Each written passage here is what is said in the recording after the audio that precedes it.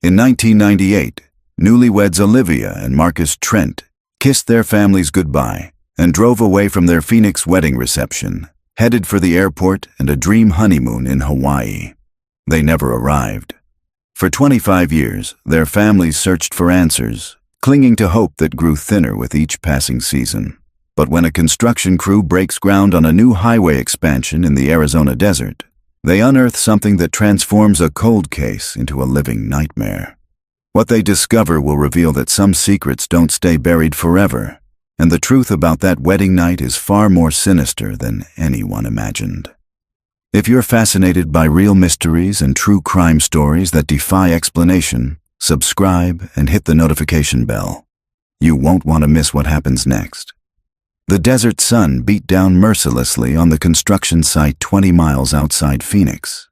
Dust clouds rose from heavy machinery as workers prepared to lay the foundation for a new highway expansion that would cut through miles of previously untouched desert landscape. Tommy Reeves wiped the sweat from his brow and climbed down from his excavator, frowning at an unusual resistance he'd felt in the earth. He'd been doing this work for 15 years and knew the difference between rock, compacted soil, and something that didn't belong. "Hey, Gutierrez," he called to his supervisor, who was reviewing blueprints nearby. "Got something weird here."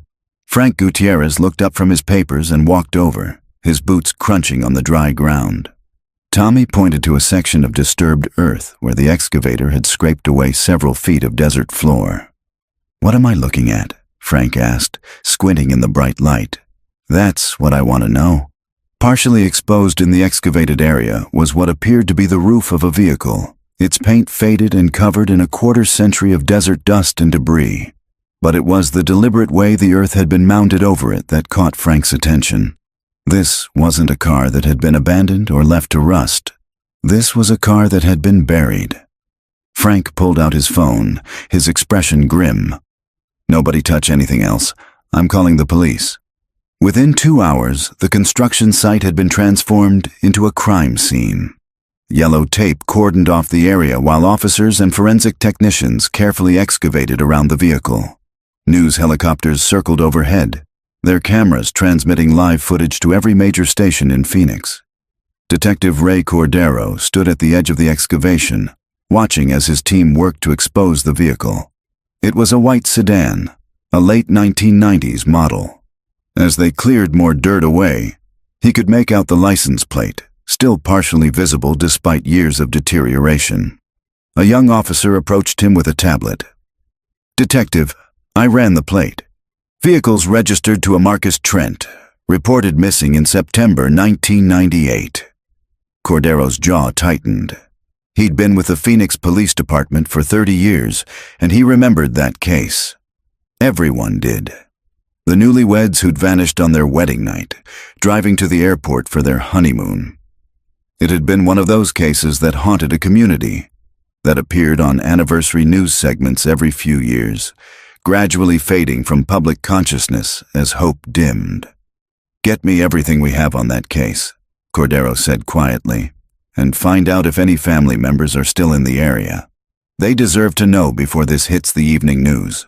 As forensic technicians carefully opened the trunk of the buried vehicle, Cordero turned away, already dreading what they might find inside. After 25 years, the desert was finally giving up its secrets.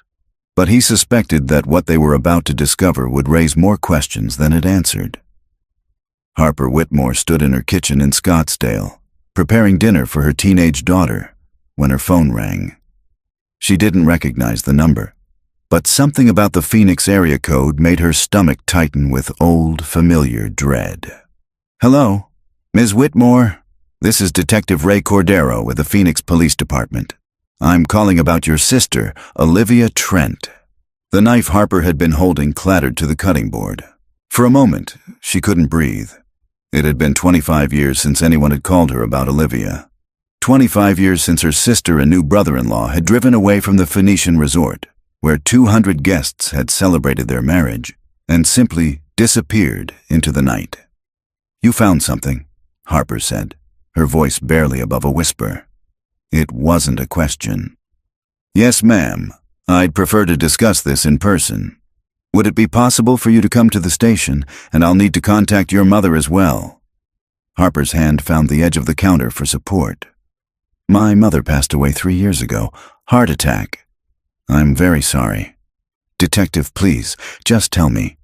Did you find my sister? There was a long pause on the other end of the line. We've located the vehicle they were driving. A construction crew discovered it this morning, buried in the desert off Route 87. We're in the process of processing the scene now. And Olivia. Marcus. Ms. Whitmore, I really think it would be better if you came to the station. Is there someone who can drive you? Harper closed her eyes, understanding what he wasn't saying. After a quarter century, her sister was never coming home. She'd known it, of course. Everyone had known it after the first few months, then the first few years. But knowing and having it confirmed were two different things entirely. I'll be there in an hour, she said, and ended the call. Her daughter, Brianna, appeared in the doorway, her face creased with concern. Mom, what's wrong? You look like you've seen a ghost. Harper turned to face her 17-year-old, this child who had never known her Aunt Olivia, who had only heard the stories, seen the old photographs that Harper kept in albums she couldn't bear to look at, but couldn't bear to put away. They found Aunt Olivia's car, Harper said, her voice sounding strange and distant to her own ears. I need to go to the police station. Brianna crossed the kitchen and wrapped her arms around her mother. I'm coming with you. The Phoenix Police Department's headquarters was downtown, and the drive gave Harper too much time to think, to remember. She kept seeing Olivia in her wedding dress, radiant and laughing, her dark hair swept up in an elegant twist, her eyes shining with joy as she'd hugged Harper goodbye. Take care of Mom for me, Olivia had whispered in her ear, both of them knowing their mother had taken the divorce hard and was drinking too much. I'll call you from Maui. But the call had never come.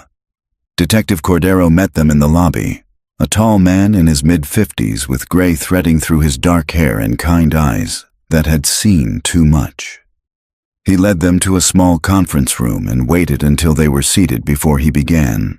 Ms. Whitmore, what I'm about to tell you is difficult. The vehicle we found was deliberately buried in a remote location approximately 20 miles from where your sister and brother-in-law were last seen.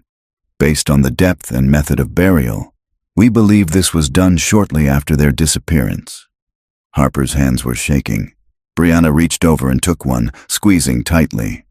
Did you find them? Harper asked. Did you find their bodies? Cordero's expression was carefully controlled.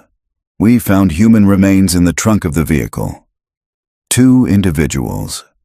We'll need dental records to confirm identification, but based on the circumstances and the location, we have every reason to believe these are Olivia and Marcus Trent. The room seemed to tilt. Harper heard herself make a sound, something between a gasp and a sob. Brianna's grip on her hand tightened. How did they die? Harper managed to ask. Was it an accident? A carjacking? The medical examiner is still conducting the autopsy, but I can tell you that this was not an accident. Both victims show signs of trauma consistent with homicide. We're treating this as a double murder investigation. Murder. The word hung in the air like a physical presence. All these years, Harper had imagined scenarios. Car accident in the desert, bodies never found. Kidnapping gone wrong.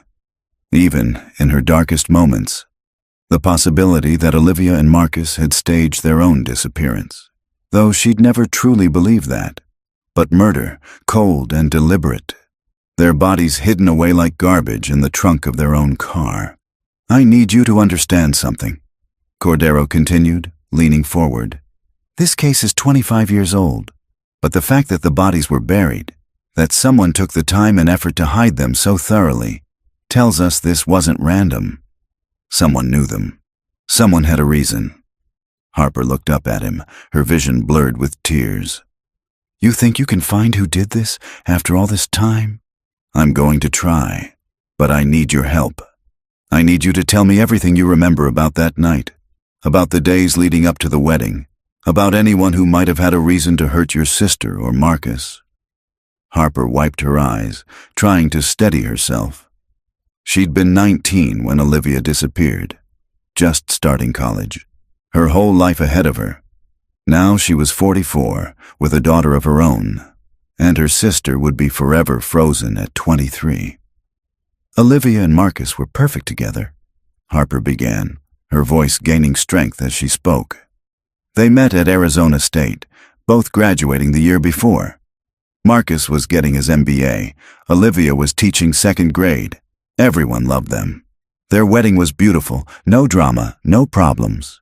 They were supposed to catch a red-eye flight to Honolulu at midnight. The reception ended around 10. They left in Marcus's car, headed for the airport. "What time did the reception end exactly?" Cordero asked, taking notes. "Around 9:45, I think." Olivia changed out of her wedding dress into travel clothes. They said goodbye to everyone, got in the car, and drove away. That's the last time anyone saw them. "When did you realize something was wrong?" Harper closed her eyes, remembering. "Mom called me the next afternoon. She'd been trying to reach Olivia all day. They were supposed to call when they landed in Maui. When they didn't, Mom called the hotel, called the airline. They'd never checked in for their flight. That's when we called the police." "And the investigation at the time?" "They searched everywhere. The route from the Phoenician to Sky Harbor Airport is pretty straightforward. Police checked every inch of it, questioned everyone at the wedding. Marcus's car was gone. Their luggage was gone. Their honeymoon tickets were never used. It was like they vanished into thin air." Cordero nodded slowly. "I've pulled the original case files. I'll be reviewing everything. But I want you to think back, Ms. Whitmore. Was there anyone who seemed upset at the wedding? Anyone who had a problem with the marriage? An ex-boyfriend? Someone who might have been jealous?" Harper thought for a long moment. "Olivia dated someone in college before Marcus. Ryan something. Ryan Hollis, I think. They broke up maybe 6 months before she met Marcus. It wasn't a good breakup. He called her a lot, showed up at her apartment.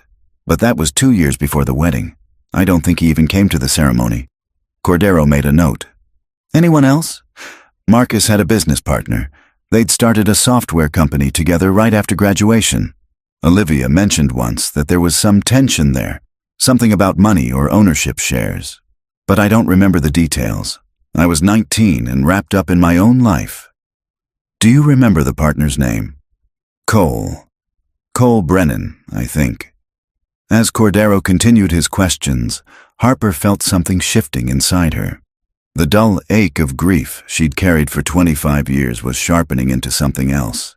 Anger, determination.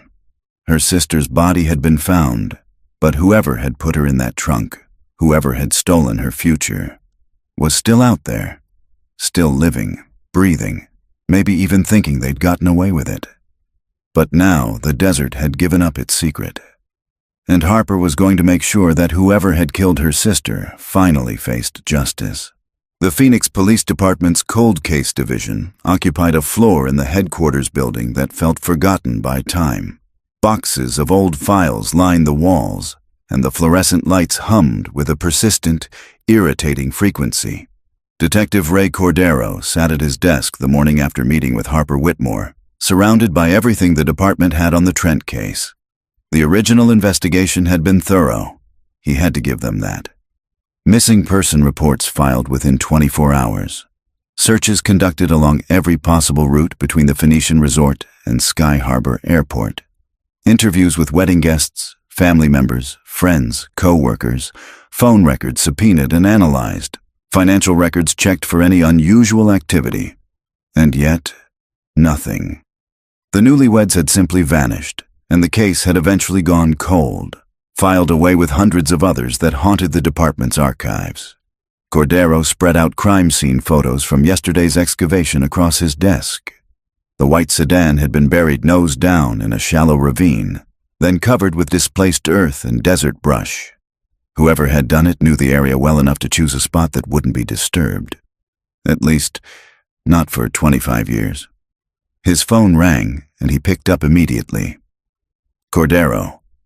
"Detective, this is Dr. Sarah Chen from the medical examiner's office. I've completed the preliminary examination of the remains from the Trent case." Cordero grabbed his pen. "What can you tell me?" "Both victims died from gunshot wounds to the head, execution style. Small caliber, likely a .22.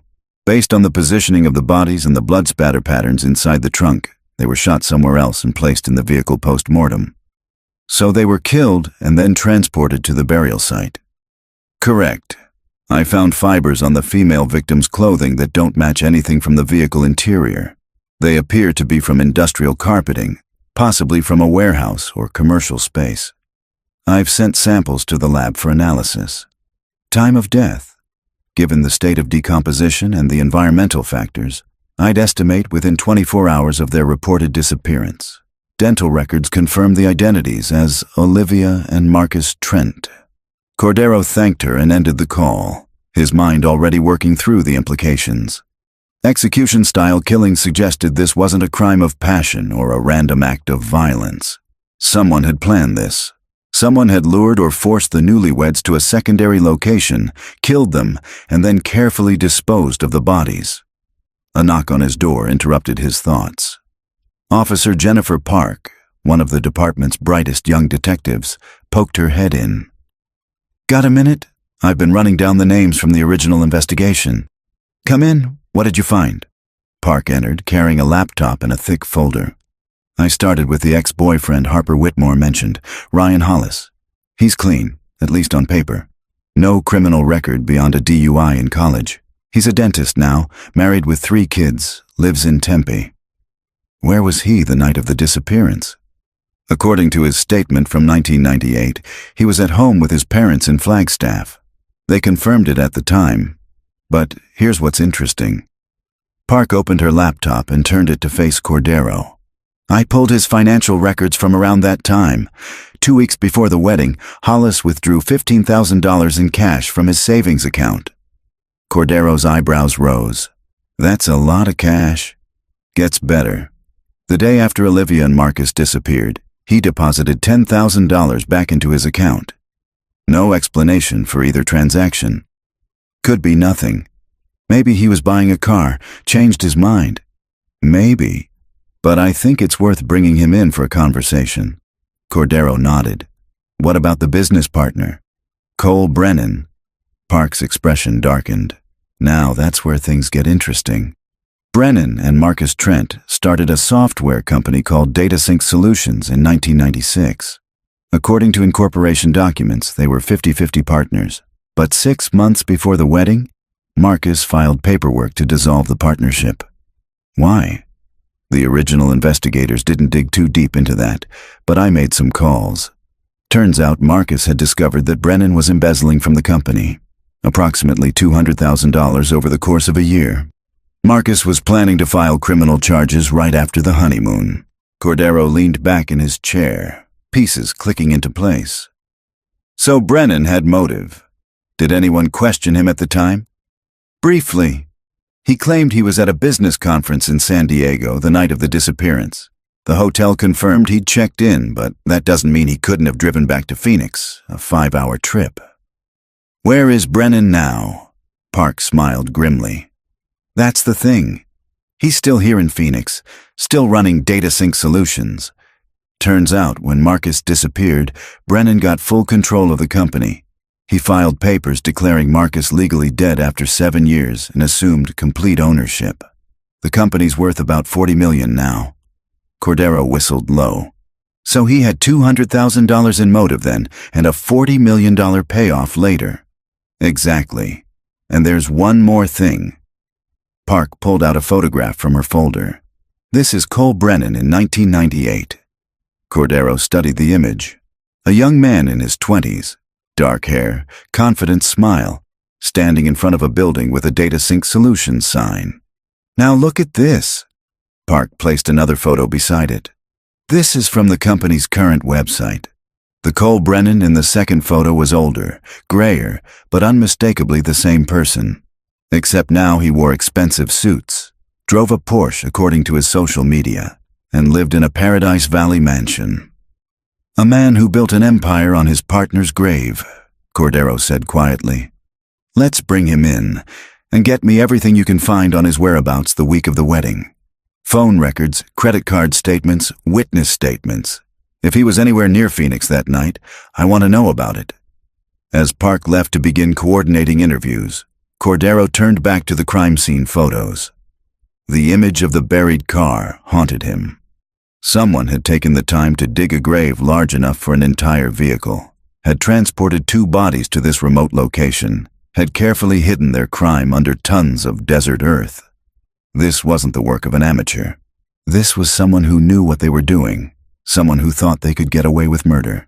And for 25 years, they had. But Detective Cordero had learned long ago that time had a way of unraveling even the most carefully constructed lies. People talked, relationships ended, consciences festered.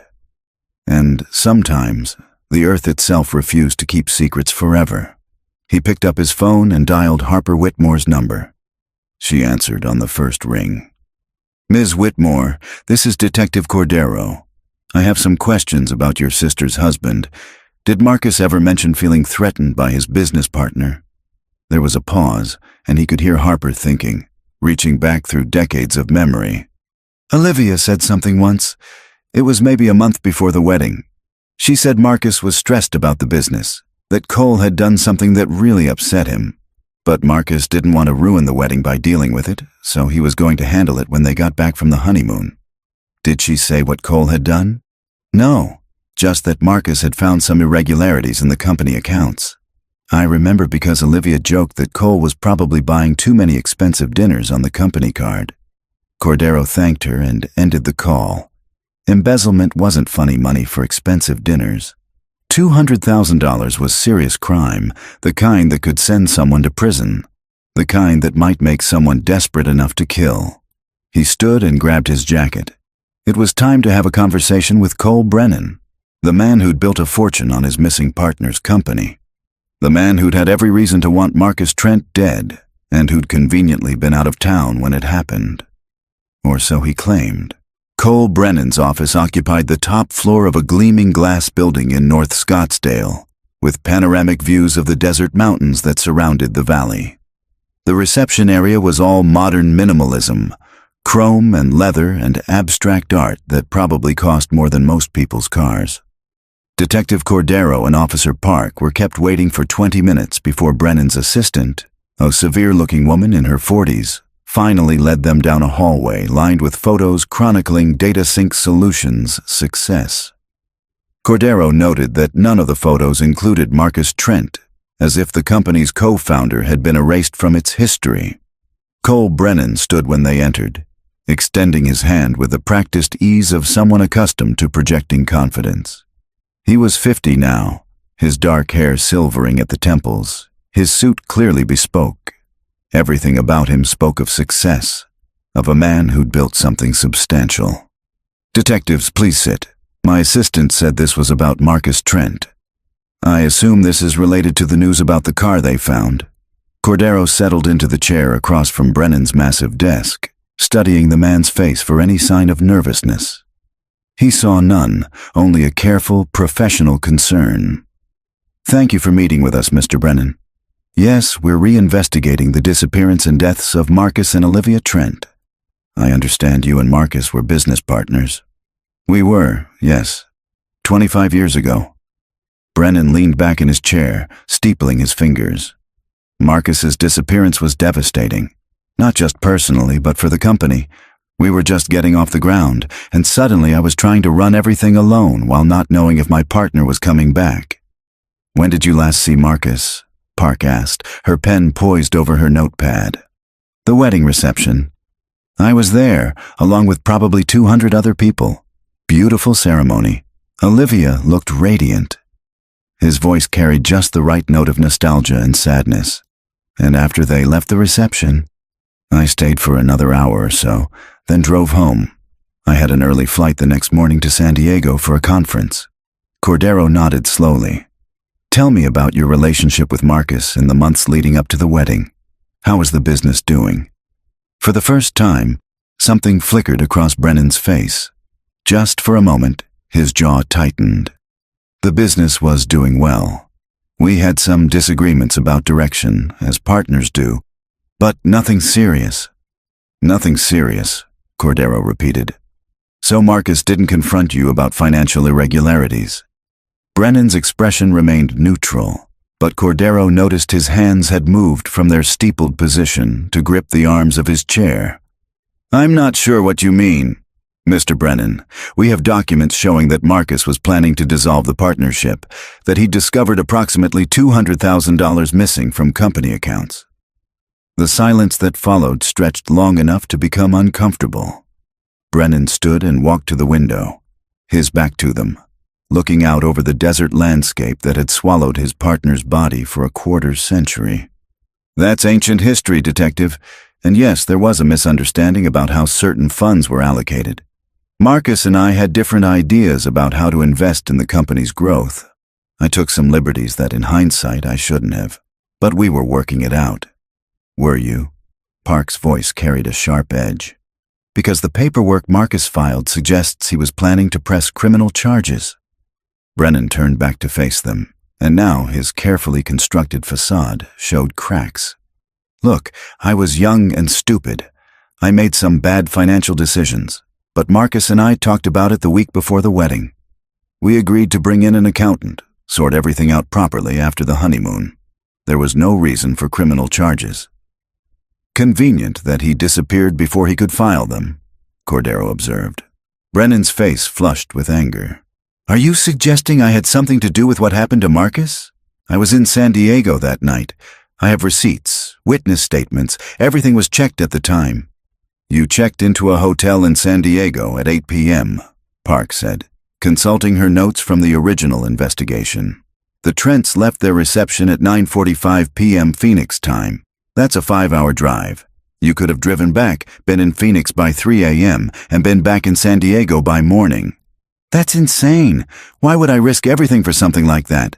$200,000 in embezzlement charges," Cordero said quietly. "That's 5 to 10 years in prison. And if Marcus dissolved the partnership, you'd lose your share of a company you'd helped build. Those sound like pretty compelling reasons to me." Brennan returned to his desk, sitting heavily. For a long moment, he stared at his hands. When he spoke again, his voice was different, less controlled. "I loved Marcus like a brother. Yes, we had problems. Yes, I did things I'm not proud of, but I didn't hurt him. I didn't hurt Olivia. And I've spent 25 years wishing I could go back and fix the mistakes I made." "Tell us about the money," Cordero said. "What did you use it for?" "I had a gambling problem. Nothing huge, nothing that couldn't be managed, but I was making bad bets, losing more than I should. I thought I could pay it back before Marcus noticed. I was wrong. Who did you owe money to?" Brennan looked up sharply. "What? You said you had gambling debts. Who did you owe money to in 1998? A pause, then. "Private games, mostly. High-stakes poker. There was a man who ran them, Victor Salazar. But I paid him back. Eventually." Cordero exchanged a glance with Park. Victor Salazar's name appeared in several organized crime investigations from that era. Nothing had ever stuck, but the man had connections to people who made problems disappear. "Did Salazar know about your problems with Marcus?" Cordero asked.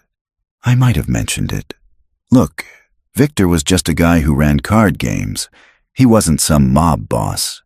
Mr. Brennan, Victor Salazar was investigated for racketeering and suspected involvement in 3 homicides. He wasn't just some guy." The color drained from Brennan's face. "I didn't know that. Not at the time. I just thought he was a businessman who liked poker." "Did you ever discuss Marcus with him? Did you tell him Marcus was planning to file charges against you?" "I don't remember. Maybe. I was drinking a lot back then, stressed about everything. But I never asked him to do anything. I never wanted Marcus hurt." Cordero stood, followed by Park. "We'll need you to come to the station and make a formal statement, and we'll need a list of everyone who attended those poker games." "Am I under arrest?" "Not yet, but I'd strongly suggest you cooperate fully with this investigation, Mr. Brennan, because right now, you're the only person we know of who had both motive and opportunity to kill Marcus Trent, and you built a $40 million empire on his grave." As they walked back through the reception area, Cordero's phone buzzed with a text from the forensics lab. He read it, then stopped in his tracks. "What is it?" Park asked. The fibers Dr. Chen found on Olivia's clothing. They just identified them. Industrial carpeting, exactly the type used in commercial warehouses in the late 1990s. He showed her the attached photo. DataSync Solutions operated out of a warehouse in Tempe until 2003. Park's eyes widened. We need to get a warrant for that property. Already on it, but there's more. The lab found traces of gunpowder residue on Marcus's clothes. They're running ballistics now, but they said the weapon was likely a .22 caliber, probably a pistol. Brennan owned a gun? Let's find out. Back in Brennan's office, Cole Brennan stood at his window, watching the detective's car pull away from the building. His hands were shaking as he pulled out his phone and dialed a number he hadn't called in over a decade. Victor, it's Cole. We need to talk. The police just left my office. They're asking about Marcus Trent. The voice on the other end was smooth, untroubled. After 25 years? What could they possibly have found? They found the bodies, the car, everything. There was a long pause. That's unfortunate. What did you tell them? Nothing. I admitted to the embezzlement, but I didn't say anything about you. About what really happened that night. Good. Keep it that way. The past should stay buried, Cole, for everyone's sake. But what if they start digging deeper? What if they find the warehouse, find evidence? There is no evidence. We made sure of that.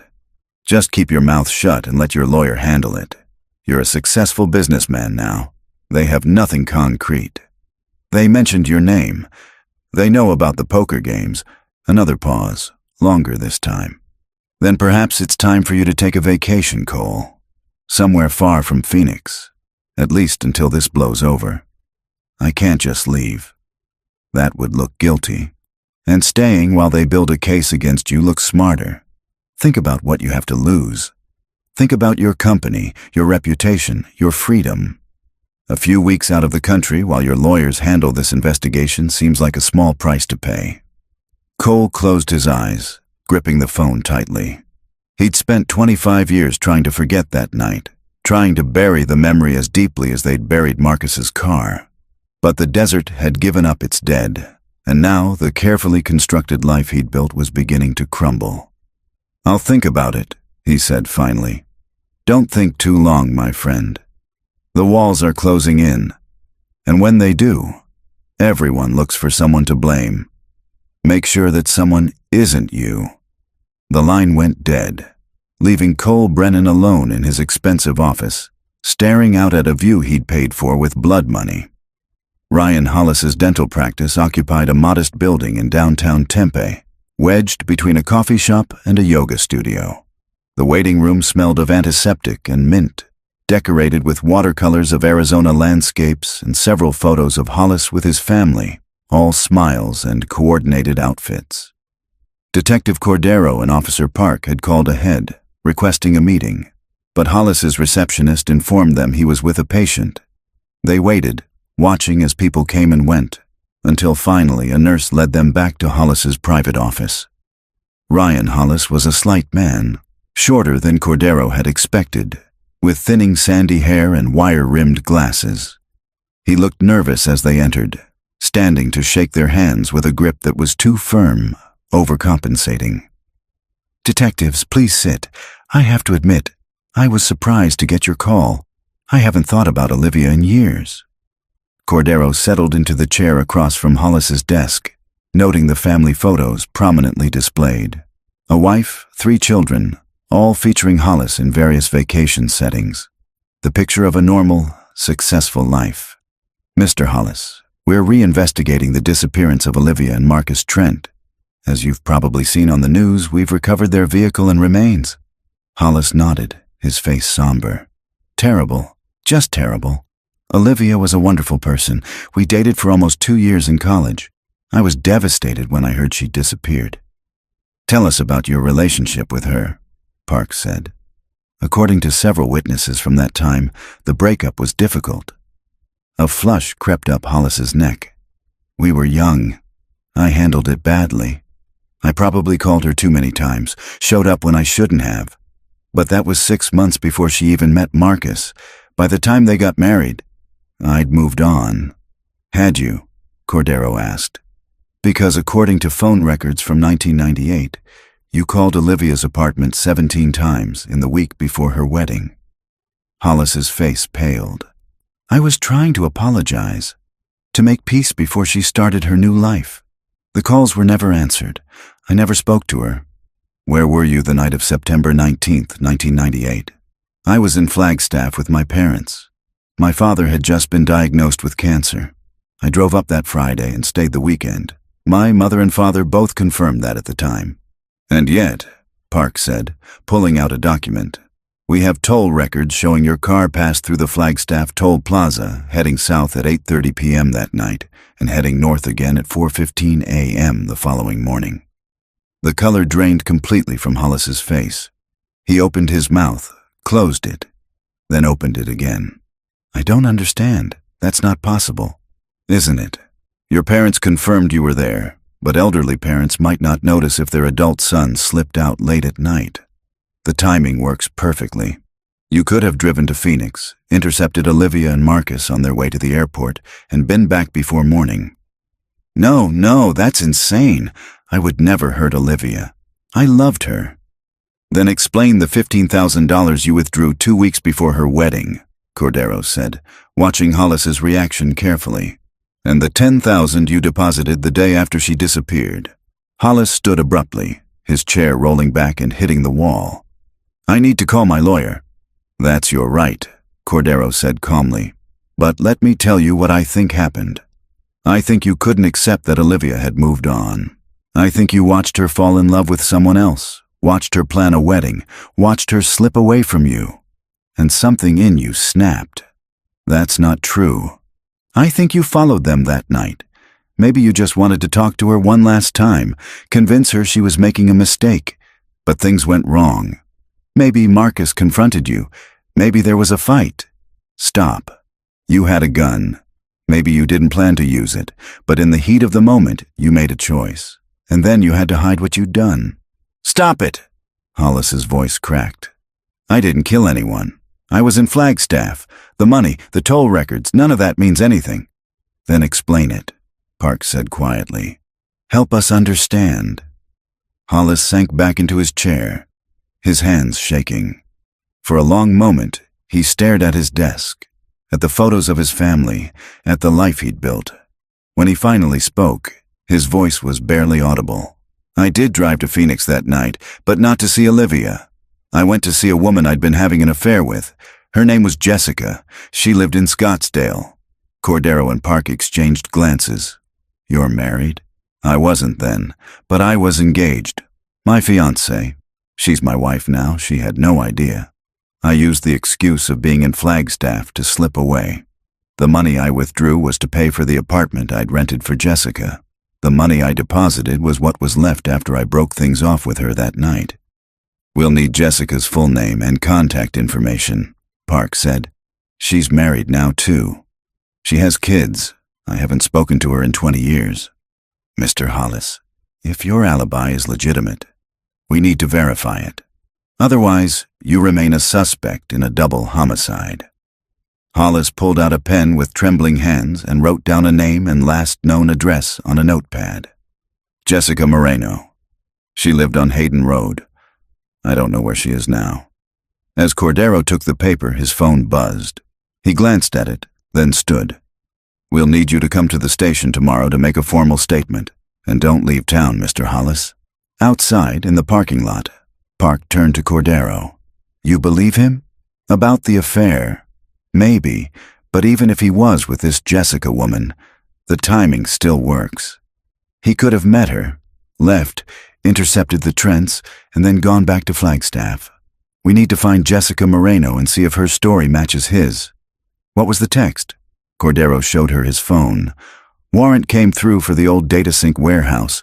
Forensics team is heading there now. The warehouse sat in an industrial area of Tempe that had seen better days. Many of the surrounding buildings were vacant, their windows broken, their parking lots cracked and overgrown with desert weeds. The DataSync building itself had been sold years ago, converted into storage units. Cordero and Park met the forensics team outside. Dr. Sarah Chen, the medical examiner, was already there, along with 2 technicians carrying equipment designed to detect trace evidence that might have survived 2.5 decades.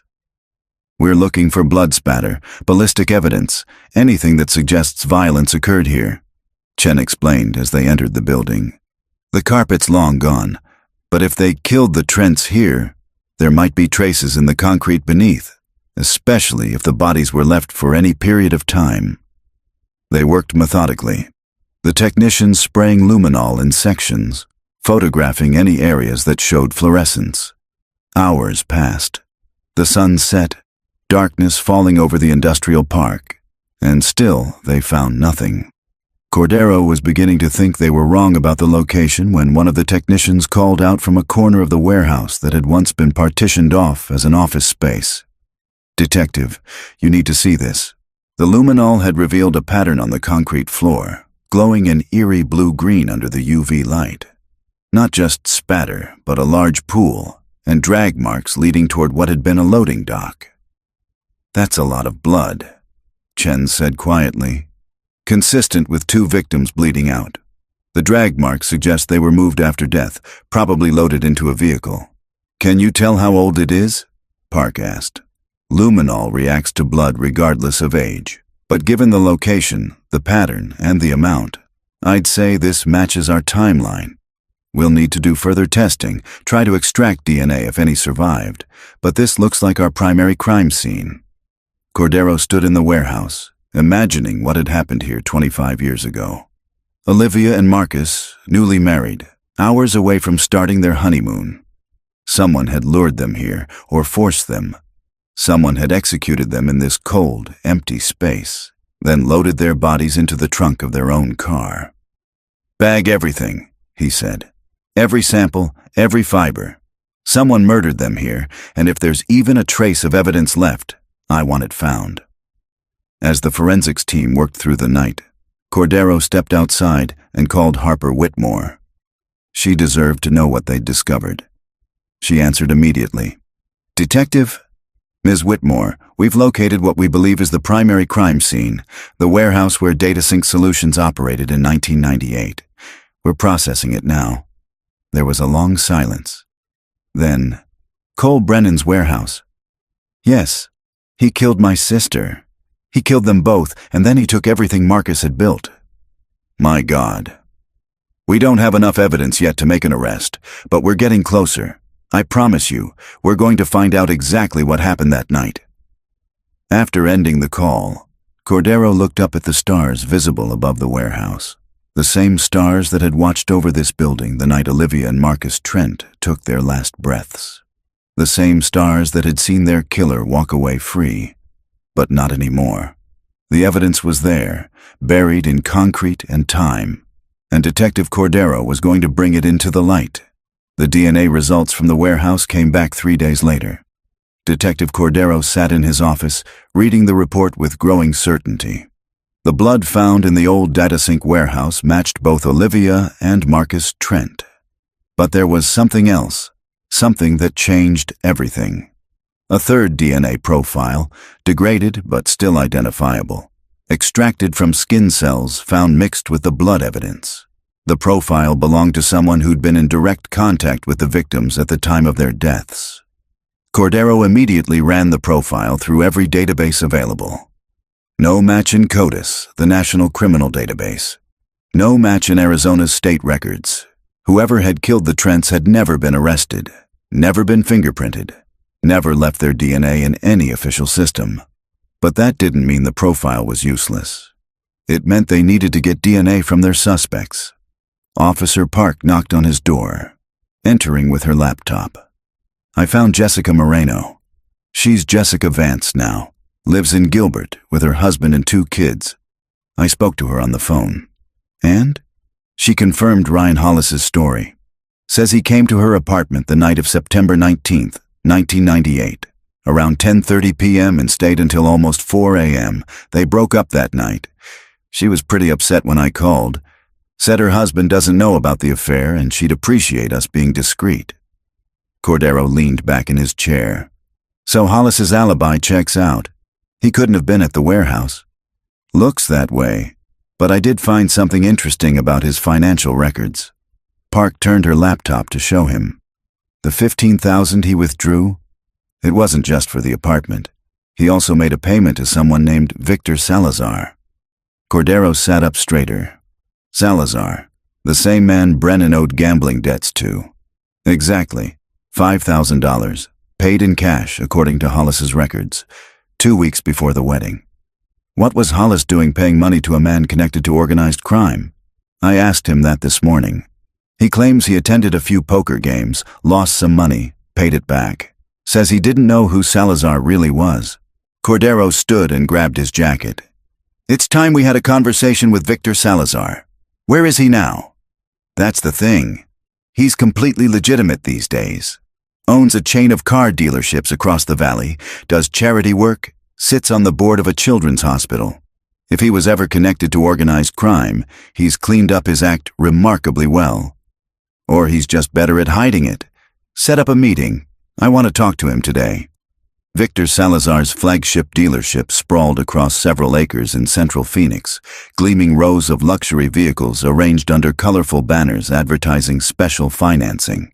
The showroom was all glass and marble, and Salazar's office was on the second floor, overlooking his automotive empire. The man himself was in his late 60s, silver-haired and distinguished, wearing a suit that probably cost more than Cordero's monthly salary. He stood when they entered, his handshake firm, his smile professionally warm. Detectives, please have a seat. My secretary said this was about the Trent case. Terrible thing, just terrible. I've been following it on the news.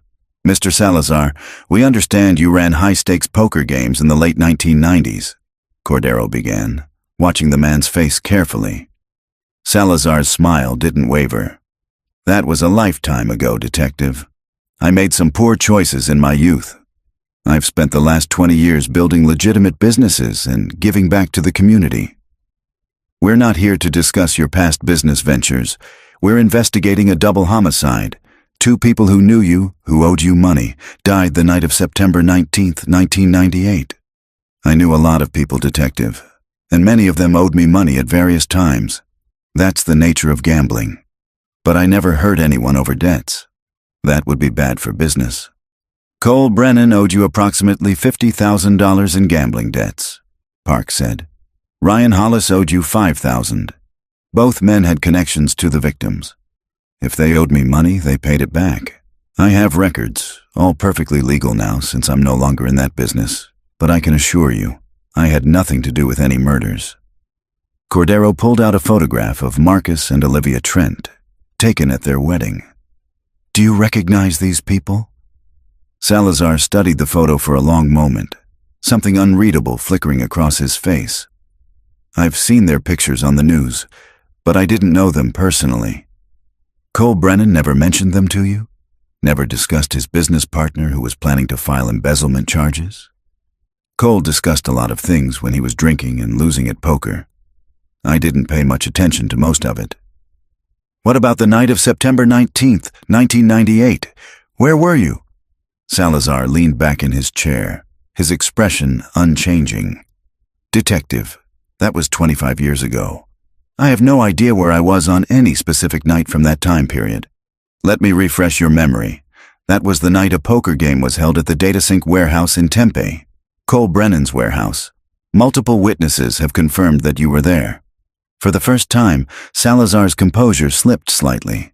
His eyes narrowed. Who told you that? Does it matter? Were you there or not? Salazar was quiet for a moment, his fingers drumming on his desk. I may have attended a game there. It was a convenient location and Cole offered it when his home wasn't available. But that doesn't mean I had anything to do with what happened to those people. Who else was at that game? I don't remember. It was 25 years ago. Mr. Salazar, Cordero said, leaning forward. We have physical evidence from that warehouse, DNA evidence, and we're going to be requesting samples from everyone who had access to that location the night of the murders. I'm sure you understand that refusing to cooperate would look very suspicious.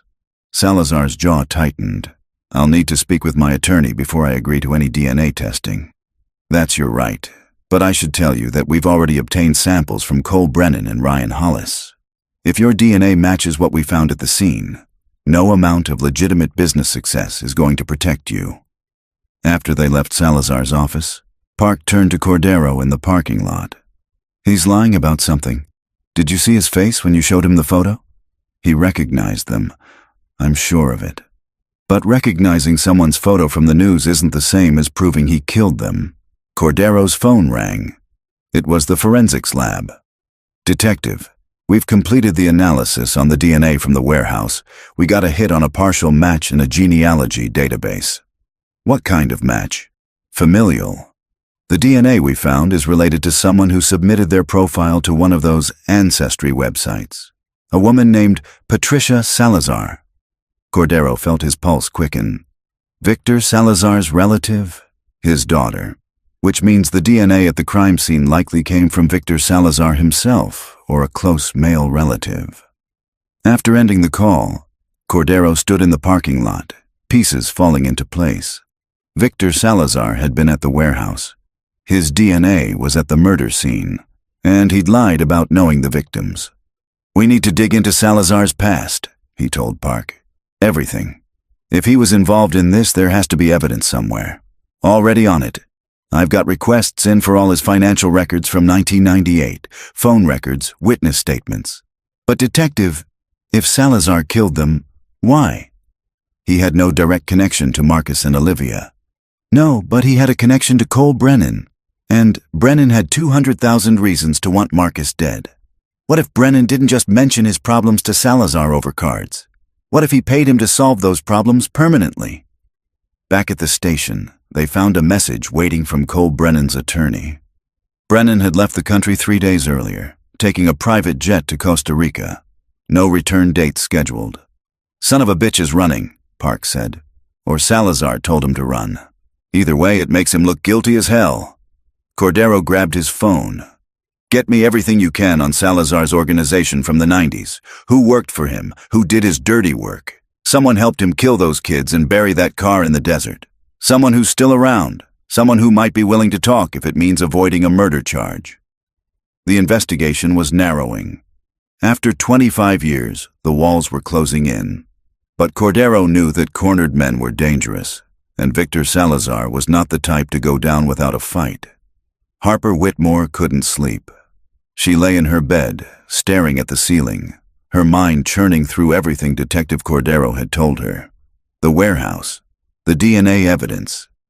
Victor Salazar's name kept appearing, connected to both suspects, present at the scene where her sister had died.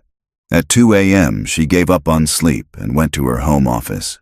She'd kept everything related to Olivia's disappearance in boxes in the closet, unable to look at them but unable to throw them away.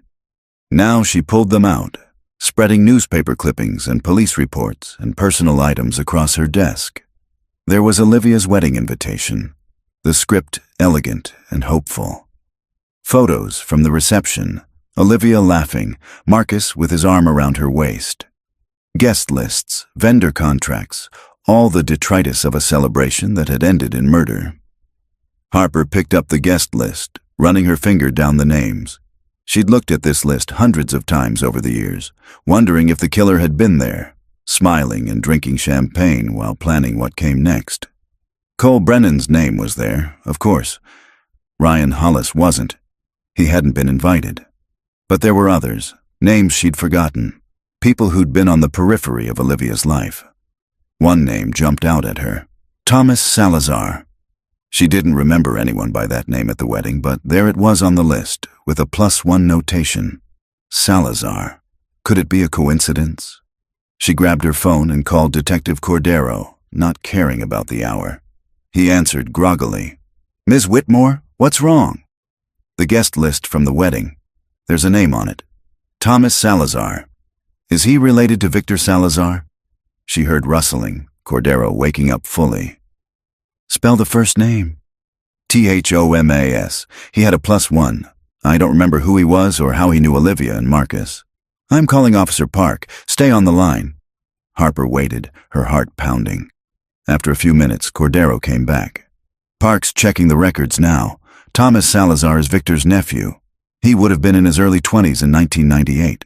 Park's pulling his information. Why would Victor Salazar's nephew be invited to Olivia's wedding? That's what we're going to find out. Ms. Whitmore, do you still have the RSVP cards from the wedding? Harper looked through the boxes, finding the small stack of response cards her mother had saved. She flipped through them until she found it. Thomas Salazar, attending with guest, written in neat block letters. I have it. It's here. Don't touch it anymore. I'm sending someone to pick it up. There might be fingerprints or DNA on that card that we can use. After ending the call, Harper continued searching through the boxes. In a folder of wedding correspondence, she found something else. An email printout from Marcus's account, dated 3 weeks before the wedding. It was from someone named Tommy, asking about final numbers for the rehearsal dinner. Marcus had replied, confirming space for 30 people at the restaurant. At the bottom, Tommy had added, looking forward to celebrating with you both. You and Cole have built something special. Harper's breath caught. Tommy had known both Marcus and Cole.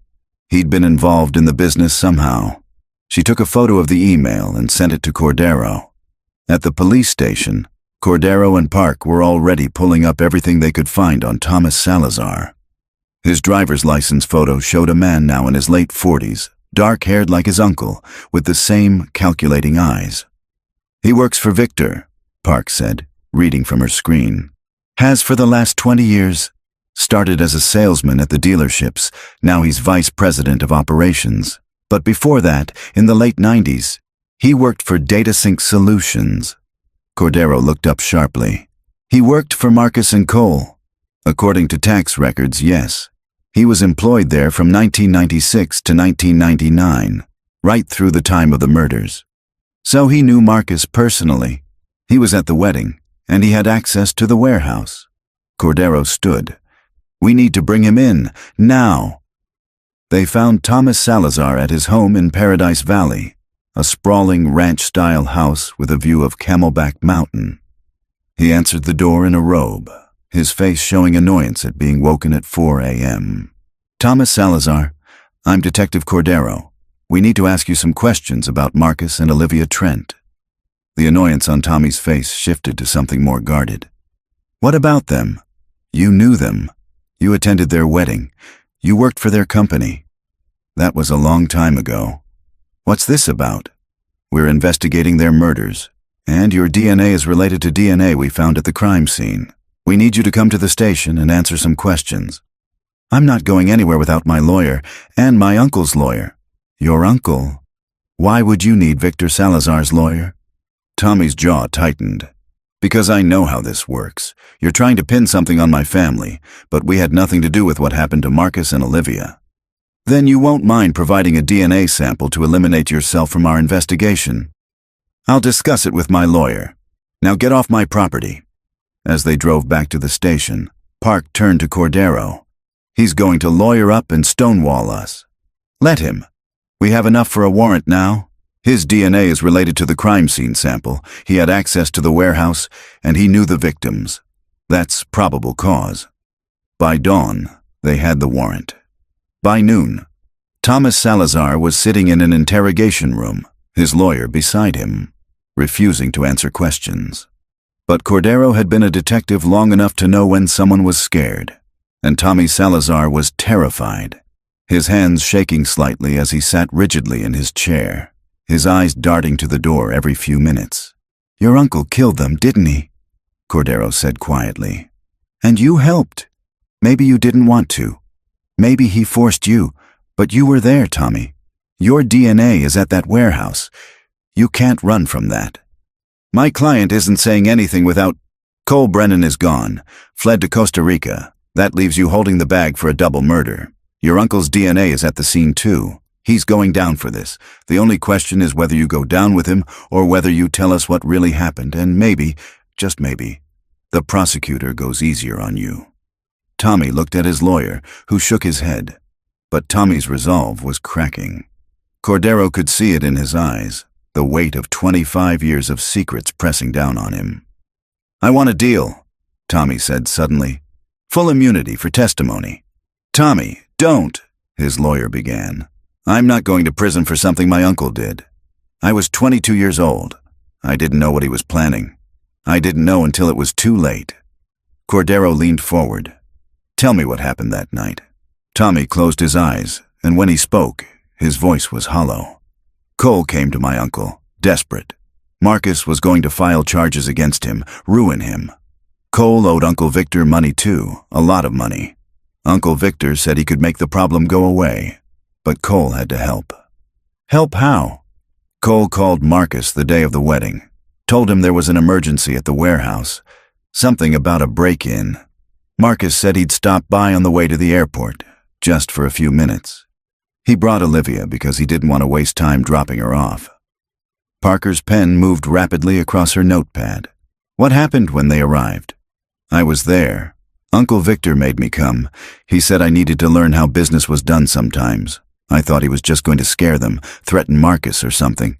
But when they walked in, Tommy's voice broke. He shot them, just like that. Marcus tried to fight back, protect Olivia, but Uncle Victor shot him first, then her. It was so fast. There was so much blood. The room was silent except for the hum of the recording equipment. Cole was there too, Tommy continued. He was supposed to be in San Diego, but he'd driven back. The three of us wrapped the bodies, put them in the trunk of their car. Uncle Victor had already picked out a spot in the desert, had equipment ready to dig. We buried them that night. Then we cleaned the warehouse. Uncle Victor knew how to hide evidence. He'd done it before. What happened to the gun? Uncle Victor kept it. He has a collection, keeps them locked up in a storage unit. He said it was insurance, in case anyone ever tried to cross him. Cordero stood. Write down the address of that storage unit, and start writing down everything you remember about that night, every detail, because that's the only way you're getting any kind of deal. As Tommy began to write, his hands shaking so badly he could barely hold the pen, Cordero stepped out of the interrogation room. Park followed him into the hallway. We have him, she said. We have Victor Salazar. Get a warrant for that storage unit, and put out an APB for Salazar. I don't want him getting on a plane to join Brennan in Costa Rica. But even as he said it, Cordero knew that men like Victor Salazar didn't run. They fought, and they were most dangerous when cornered. Victor Salazar was not at home when the arrest warrant was issued. His wife, an elegantly dressed woman in her 60s, answered the door of their Scottsdale mansion with cool composure and informed Detective Cordero that her husband had left early that morning for a business meeting. She didn't know where or when he'd return. The storage unit address Tommy had provided led them to a facility in Mesa. Rows of climate-controlled units protected by security gates and cameras. The manager, a nervous man in his 30s, unlocked Unit 247 with shaking hands after Cordero presented the warrant. Inside, they found exactly what Tommy had described. A gun collection, meticulously maintained and organized. Handguns, rifles, shotguns, all locked in glass cases. But in one particular case, there was an empty space where a weapon had recently been removed. The dust pattern showed clearly where a small handgun had sat for years. He knew we were coming, Park said, photographing the empty space. Tommy must have warned him. Cordero pulled out his phone and called the station. Put a flag on Victor Salazar's passport, alert Border Patrol, airports, everything, and get me his cell phone records for the last 24 hours. While forensic technicians processed the storage unit, Cordero and Park drove to Victor Salazar's flagship dealership. The showroom was open, salespeople moving among customers, but Salazar's office upstairs was empty. His secretary, the same woman who'd greeted them days before, looked genuinely concerned. Mr. Salazar called in sick this morning, she said. He's never sick. In 15 years, I've never known him to miss a day of work. Did he say where he was? No, just that he wasn't feeling well and would be working from home. But Salazar wasn't at home. His car, a black Mercedes, wasn't in any of its usual locations. His phone went straight to voicemail, and as the hours passed with no sign of him, Cordero began to suspect that Victor Salazar hadn't run from the law. He was planning something else. The call came at 6 p.m. Harper Whitmore's number appeared on Cordero's phone, and when he answered, he immediately heard the fear in her voice. Detective, there's a car parked across the street from my house. It's been there for the past hour. A black Mercedes. I can see someone sitting in the driver's seat, but I can't make out who it is. Cordero was already moving toward his vehicle, Park right behind him. Harper, listen to me very carefully. Lock all your doors and windows. Get your daughter and go to an interior room, somewhere without windows. Don't come out until I get there. You think it's him? You think it's Salazar? I don't know, but I'm not taking chances. I'm 15 minutes away. Phoenix PD is sending patrol units now. Just stay inside and stay away from windows. Cordero pushed his unmarked car to its limits, racing through Scottsdale streets with lights flashing and siren wailing. Beside him, Park was on the radio, coordinating with patrol units converging on Harper's neighborhood. They arrived to find 2 patrol cars already on scene, but the black Mercedes was gone. The officers had seen it pull away as they approached, heading east at high speed. They'd pursued but lost it in traffic. Cordero ran to Harper's front door. She opened it immediately, her face pale, her daughter Brianna behind her clutching a phone. Did you see who it was? Cordero asked. Not clearly, but Detective, he wanted me to see him. He sat there for an hour, making sure I knew he was watching. This is a message, isn't it? He's telling me he can get to me. Cordero stepped inside, scanning the street through the window. I'm posting officers here. 24-hour protection until we have Salazar in custody. Why would he come here? What does he want? His nephew gave him up. His whole carefully constructed life is about to come crashing down. Men like Salazar don't accept that gracefully. If he can't escape justice, he'll try to eliminate anyone who can testify against him. Tommy! He'll go after Tommy. Cordero was already on his phone, calling the station. Get someone to Tommy Salazar's house now. Victor might go after him. But when officers arrived at Tommy's Paradise Valley home, they found him unharmed, sitting in his living room with his lawyer, both men pale and frightened. Tommy had received a text message an hour earlier from an unknown number. Just 2 words: family loyalty. He's coming for me, Tommy said, his voice shaking. Uncle Victor doesn't forgive betrayal. I signed my own death warrant when I talked to you. They moved Tommy to a safe house. Unmarked location, armed guards at every entrance. But Cordero knew that wouldn't stop Victor Salazar if he was truly determined. The man had gotten away with murder for 25 years by being smarter and more ruthless than anyone expected. At midnight, Cordero's phone rang again. This time it was the manager of the storage facility where Salazar kept his gun collection. Detective, I just reviewed the security footage like you asked. Mr. Salazar was here this morning at 5 a.m. He accessed his unit, was inside for about 10 minutes. Can you see what he took? The angle's not great, but he was carrying something when he left. Small, probably a handgun. And Detective, he had something else with him. A large duffel bag, looked heavy. He took that into the unit too, then brought it back out. What was in the bag? I don't know. But whatever it was, he left it inside the unit. Cordero and Park returned to the storage facility, the manager nervously unlocking Unit 247 once again. Inside, sitting on the floor in the center of the space, was a black duffel bag that hadn't been there during their earlier search. Park approached it carefully, unzipping it slowly. Inside were files, documents, photographs, evidence that Victor Salazar had carefully collected and preserved over decades. Photos of the warehouse the night of the murders, showing Cole Brennan and Tommy helping to clean up. Financial records documenting payments Brennan had made to Salazar. Even a ledger detailing other crimes, other problems that Salazar had solved for desperate men over the years. It's his insurance policy, Park said, flipping through the documents. Everything he needed to make sure no one ever crossed him. Or his confession, Cordero said quietly. He knows we're closing in. He knows Tommy talked. This is him admitting what he did before he disappears. Or before he goes out on his own terms. Cordero's stomach tightened. Men who left confession evidence behind usually had one final play in mind. And Victor Salazar, cornered and facing life in prison, was exactly the type to want to control his own ending. We need to find him, now, before he does something we can't undo. The breakthrough came at 2 a.m. Victor Salazar's Mercedes was spotted at a rest stop off Interstate 10, heading east toward Tucson. Highway patrol moved to intercept, but by the time they arrived, the car was empty, keys still in the ignition. Cordero stood in the rest stop parking lot, watching forensic technicians process the abandoned vehicle. Inside the Mercedes, they found more evidence. Marcus Trent's wallet, which had been missing for 25 years. Olivia's wedding ring, cleaned and polished. And a handwritten note on expensive stationery. Cordero read it, his jaw tightening.